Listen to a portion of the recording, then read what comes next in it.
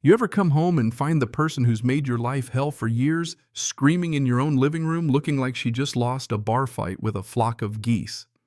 That was me 8 days after I locked up my ranch and disappeared. Karen, the infamous HOA president, had barged in, declared some emergency, and parked her fancy BMW right in my driveway. So I locked the gate, shut off the water, killed the power, left her a couple of protein bars and bottles of water, and vanished. Didn't even tell my ranch hands.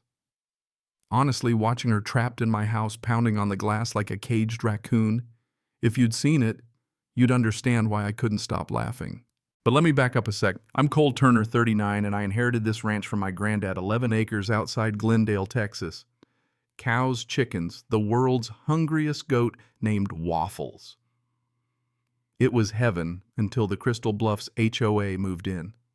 Some city folks decided to build luxury cabins next door, and before I knew it, they roped my land into their suburban experiment just so they could beautify the region.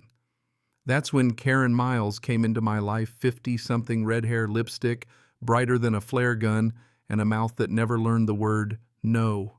Used to be a flight attendant, now she's a professional busybody. From day one, it was, "Mr. Turner, your rooster crows too early.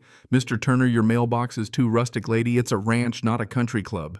But she wouldn't quit, always with her clipboard and her rules. So the day I caught her in my driveway, typing away on her phone and muttering about site evaluations, I tried to be polite.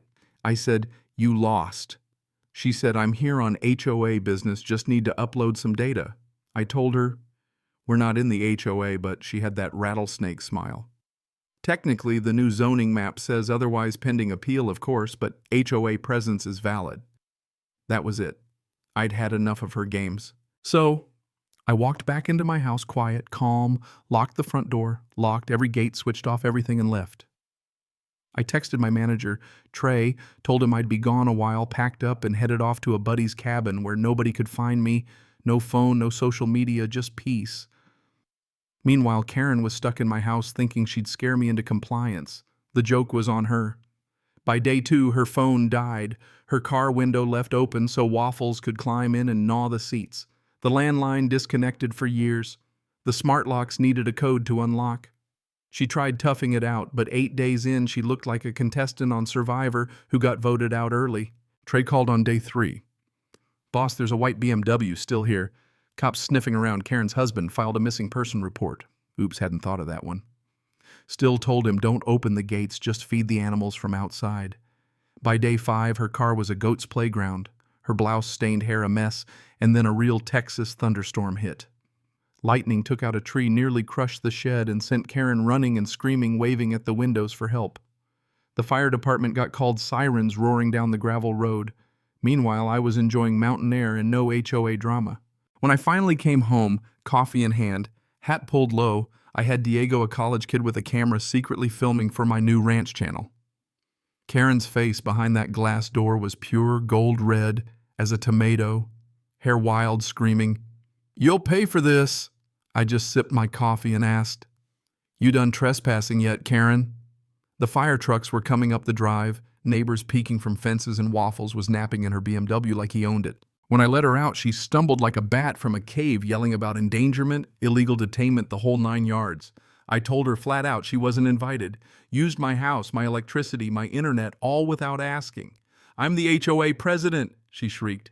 "You don't run my ranch," I said. The sheriff officer Dalton showed up, asked what happened, and after watching my security footage, he shook his head, said Karen was the trespasser, not me.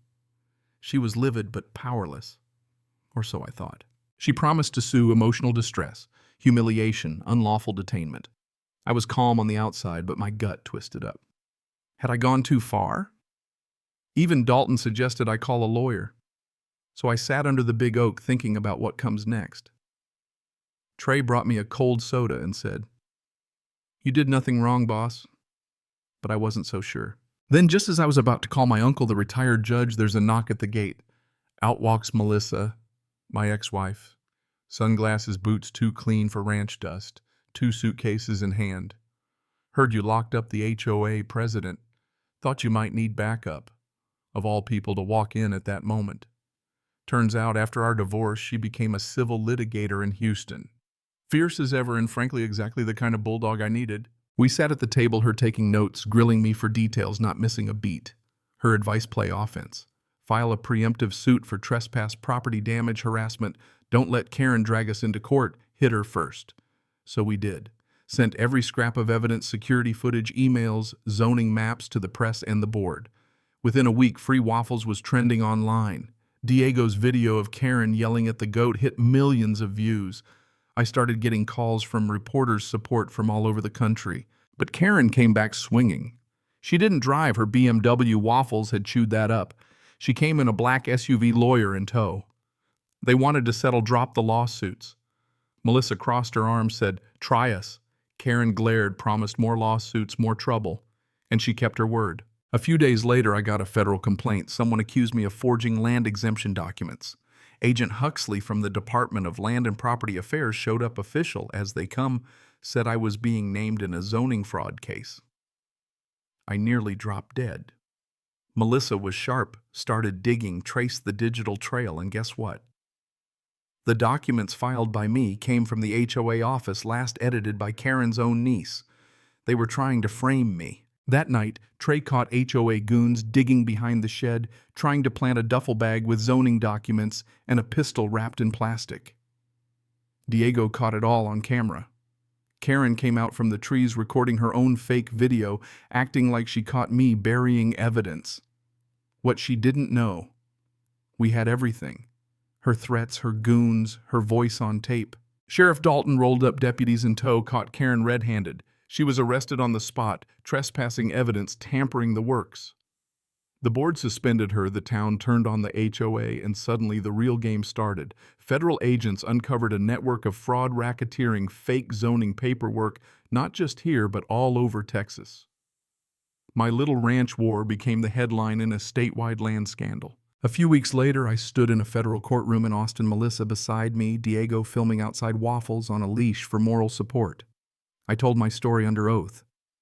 Karen's trespassing, the fake evidence, the planted gun, the doctored footage. The evidence was overwhelming. Karen, her niece, and the HOA's fixer all went down for conspiracy and fraud. Crystal Bluffs HOA dissolved. All the land they'd tried to grab was given back. I came home to find that old porch swing right where Granddad left it. Melissa stayed a little longer than she planned. She said she came for justice, stayed for the view. I sat with her under the oak, feeling peace for the first time in months, thinking, maybe sometimes you have to fight for your name, your land, your freedom, even if it means locking up the devil herself for a week and letting the goats handle the rest. But you tell me, was I right, or did I take it too far? Let's talk justice, power, and where the line should be drawn. Drop your thoughts below. Can't wait to see what side you're on.